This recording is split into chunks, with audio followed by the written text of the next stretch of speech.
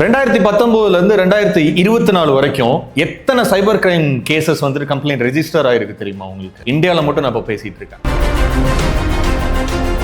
2019 கிட்டத்தட்ட 26,000 கம்ப்ளைண்ட் வந்துட்டு ரைஸ் பண்ணியிருக்காங்க. 2020 ரேஞ்சுக்கு போனீங்க அப்படின்னா 4,80,000 கேஸ் ரெஜிஸ்டர் ஆயிருக்கு. 2021 அது அப்படியே டபுள் ஆயிருக்கு. கடைசியா 2023 கிட்டத்தட்ட 15 லட்சம் கேஸ் ரெஜிஸ்டர் ஆயிருக்கு. 2024 ஃபர்ஸ்ட் 3 மாசத்துக்கு மட்டும் ரெஜிஸ்டர் ஆயிருக்க கேஸ் கிட்டத்தட்ட 7 லட்சம். இப்போ கம்ப்ளீட் ஆகி அப்டேட் பண்ணாங்க எவிடன்ஸோட அப்படின்னா கண்டிப்பா 20 லட்சத்துக்கும் அதிகமான கேசஸ் மாறும்.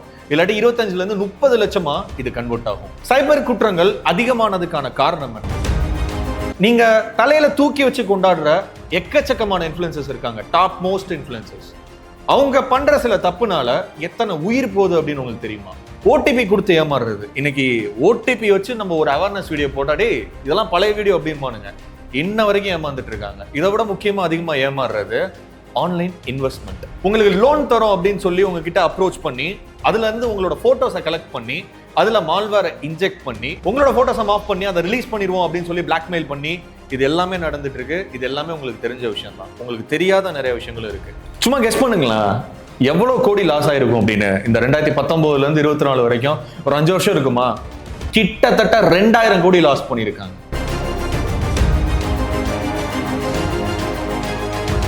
ஷாக்கிங்கா இருக்குல்ல? இன்னும் நிறைய விஷயத்தை பத்தி டிஸ்கஸ் பண்ண போறோம். இந்த பேக்ரவுண்ட் வேணாம்னு நினைக்கிறேன், வேற இடத்துல உட்காந்து பேசலாம்.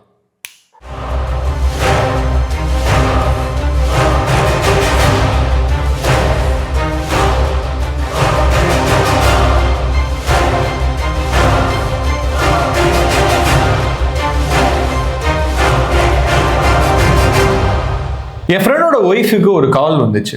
அந்த காலில் என்ன சொல்லியிருந்தாங்க அப்படின்னா டிஜிட்டல் அரெஸ்ட். இன்னைக்கு இந்த டிஜிட்டல் அரெஸ்ட் அப்படிங்கிற வார்த்தையை நிறைய பேர் கேள்விப்பட்டிருப்பீங்க. அந்த காலில் உங்களுக்கு ஒரு கொரியர் வந்திருக்கு. அந்த கொரியரில் தப்பான சில பொருள் இருக்கு, அதாவது ட்ரக்ஸ் இருக்கு. ஸோ அதை உங்க நேம்ல தான் நீங்க அனுப்பிச்சிருக்கீங்க, அதனால உங்களை அரெஸ்ட் பண்ண போறோம் அப்படிங்கிற மாதிரி அந்த கால். பதறி போனவங்க என்ன பண்ணாங்க அப்படின்னா அவங்க ஹஸ்பண்டுக்கு கால் பண்ண ட்ரை பண்ணியிருக்காங்க, அதாவது என்னோட ஃப்ரெண்டுக்கு. பட் காலை கட் பண்ணீங்க அப்படின்னா உங்களுக்கு ஃபைனோட சேர்த்து 7 வருஷம் ஜெயில் தண்டனை அப்படிங்கிற மாதிரி அந்த காலில் சொல்லியிருக்காங்க.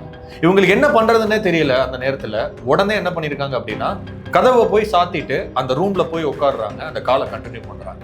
உங்களோட நேம்ல தான் இது எல்லாமே நடந்திருக்கு, உங்களை அரெஸ்ட் பண்ண போறோம், இல்ல நாங்க சொல்ற அந்த ஃபைன் அமௌண்ட்டை கட்டுங்க அப்படிங்கிற மாதிரி அந்த காலில் வந்து கிட்டத்தட்ட 30,000 ரூபாய் அவங்க கேட்ட அடுத்த செகண்ட் அனுப்பிச்சிருக்காங்க. இதுக்கப்புறம் என்ன யாரு அப்படின்னு விசாரிக்கும் போது தான் தெரிஞ்சுது அது ஒரு ஸ்கேம் கால் அப்படின்னு. என் ஃப்ரெண்டு வீட்டுக்கு போயிருக்கான். வீட்டுக்கு போனோன்னா கேட்டோன்னா இந்த மாதிரி நடந்துச்சு அப்படிங்கிற ஒரு இன்சிடென்ட்டை சொல்லும் போது சைபர் கிரைமுக்கு கால் கனெக்ட் பண்ணியிருக்காங்க. அவங்க அதை ஸ்கேம் கால் அப்படின்னு கன்ஃபார்ம் பண்ணிட்டு ஃபோன் அங்கே கட் பண்ணியிருக்காங்க. இந்த மாதிரியான எக்கச்சக்கமான விஷயம் கண்டினியூஸாக நடந்துட்டு இருக்கு. ஸோ என் ஃப்ரெண்ட் எனக்கு கால் பண்ணி என்ன சொல்றான் அப்படின்னா என்னடா பண்றது அப்படின்னு கேட்டான். இந்தியன் கவர்மெண்ட், சென்ட்ரல் கவர்மெண்ட் சில வருஷத்துக்கு முன்னாடி ஒரு விஷயத்தை அனௌன்ஸ் பண்ணாங்க. டிஜிட்டலா நீங்க பாதிக்கப்படுறீங்க, ஹராஸ் பண்ணப்படுறீங்க, ஒரு அமௌண்ட்டை லாஸ் பண்றீங்க அப்படின்னா 1930 அப்படிங்கிற அந்த நம்பருக்கு கால் பண்ணுங்க அப்படின்னு சொல்லிட்டு அந்த நம்பர் அனௌன்ஸ் பண்றாங்க. அது மட்டும் இல்லாம டிஜிட்டலா வெப்சைட்ல உங்களோட கம்ப்ளைண்ட்டை ரெஜிஸ்டர் பண்ணணும் அப்படின்னு நினைக்கிறீங்க அப்படின்னா cybercrime.gov.in சைட்ல உங்களோட கம்ப்ளைண்ட்டை ரெஜிஸ்டர் பண்ணுங்க அப்படிங்கிற மாதிரி சொல்றாங்க. அந்த சைட் ஆக்டிவா இருக்கான்னு கேட்டீங்கன்னா அஃப்கோர்ஸ் ஆக்டிவா தான் இருக்கு. பட் கம்ப்ளைண்ட் கொடுத்தாங்கன்னா அது எத்தனை பேருக்கு அதை ஆக்ஷன் எடுத்து அந்த கேஸை சால்வ் பண்றாங்க அப்படின்னா மிகப்பெரிய கேள்வி. ஸோ இதுக்கப்புறம் பார்த்தீங்கன்னா அந்த 1930 அப்படிங்கிற அந்த நம்பர் இருக்குல்ல, அது கால் பண்ணா என்ன வருதுன்னு நினைக்கிறீங்க? அந்த பாயிண்ட்டுக்கு நான் அப்புறம் வரேன். அதுக்கு முன்னாடி என் ஃப்ரெண்டு ஒரு விஷயத்தை லாஸ்ட்டாக சொல்லிட்டு ஃபோனை கட் பண்ணான். என்ன சொன்னான் தெரியுமா? எல்லாமே பண்ணி பார்த்துட்டேன்டா, எந்த ஆக்ஷனும் யாரும் எடுக்கல, இதுக்கு எதுவுமே பண்ண மாட்டாங்களாடா அப்படிங்கிற மாதிரி சொன்னாங்க. ஃபர்ஸ்ட் ஆஃப் ஆல் ஏன் எந்த ஆக்ஷனுமே எடுக்க மாட்டேங்கிறாங்க அப்படின்னு கேட்டிங்கன்னா ஆக்ஷன் எடுக்காமலாம் இல்லை.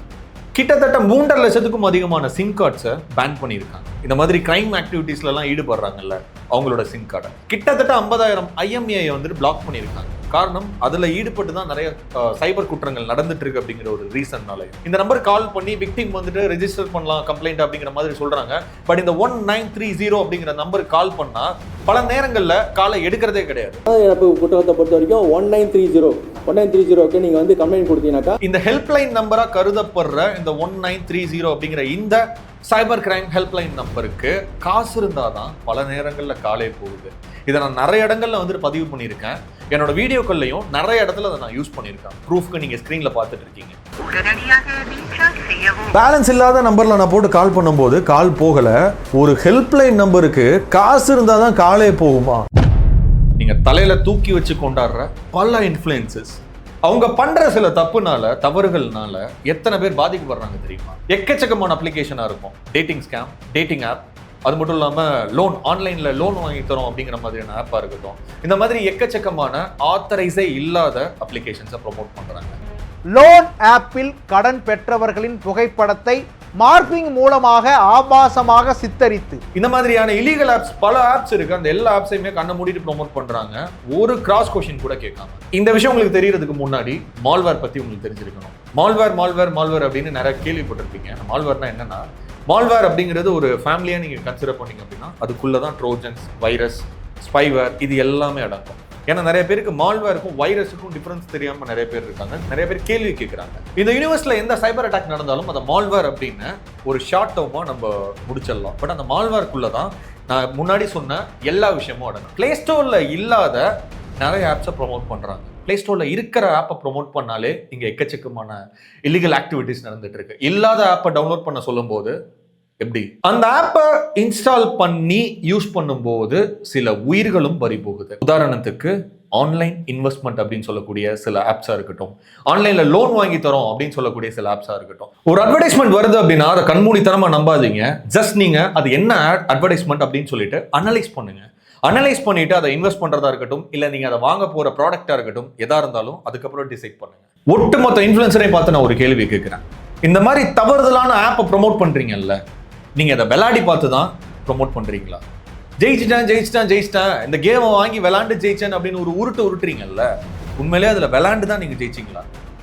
இந்தியாவை பொறுத்த வரைக்கும் நான் முன்னாடி சொன்னேன்ல, ஒரு 5 வருஷத்துக்கு முன்னாடி ஒரு விஷயத்தை லான்ச் பண்ணாங்க. டிஜிட்டல் இந்தியாவா மாத்துவோம் அப்படின்னு நம்ம மோடி அவர்கள் வந்ததுக்கு அப்புறம் சொன்னார். நான் ரொம்ப நாளா சொல்லிட்டு இருக்க விஷயம், ஒரு டெக்னாலஜியோட வளர்ச்சி அப்படிங்கிறது டெக்னாலஜி மட்டும் வளர்ந்தா பத்தாது, அதுக்கு சரிக்கு சமமா அதுக்கான பாதுகாப்பு முறையும் ஈக்குவலா வளரும். அதுதான் டிஜிட்டல் இந்தியா அப்படின்னு நம்மளால சொல்ல முடியும். ஏன் மக்களுக்கான அவேர்னஸ் இல்ல? அதுக்கு கவர்மெண்ட் மட்டும் தான் காரணமான்னு கேட்டீங்கன்னா டெஃபினட்டா இல்ல. இன்னைக்கு எல்லார் கையிலுமே மொபைல் போன்ஸ்ல இருந்து டிஜிட்டல் அந்த அளவுக்கு யூஸ் பண்ணிட்டு இருக்கோம். கம்ப்யூட்டர்ஸ், டிவைசஸ், எக்கச்சக்கமான டிவைசஸ். ஈஸியா ஒரு விஷயம் கன்வே ஆயிரும், ஈஸியா ஒரு விஷயம் வைரல் ஆயிரும். நல்ல விஷயத்தை தவிர அதுதான் உண்மை. இந்த சைபர் செக்யூரிட்டி அவேர்னஸை வில்லேஜ் வரைக்கும் கொண்டு போய் சேர்க்கணும் அப்படின்னு நானும் என்னோட டீமும் இதுக்கான முயற்சியில் இறங்கி இருக்கோம். வில்லேஜ்னா வில்லேஜ் மட்டும் கிடையாது, கோயம்புத்தூர் மாதிரியான சில இடங்கள்ல ட்ரைப்ஸ் இருக்காங்க.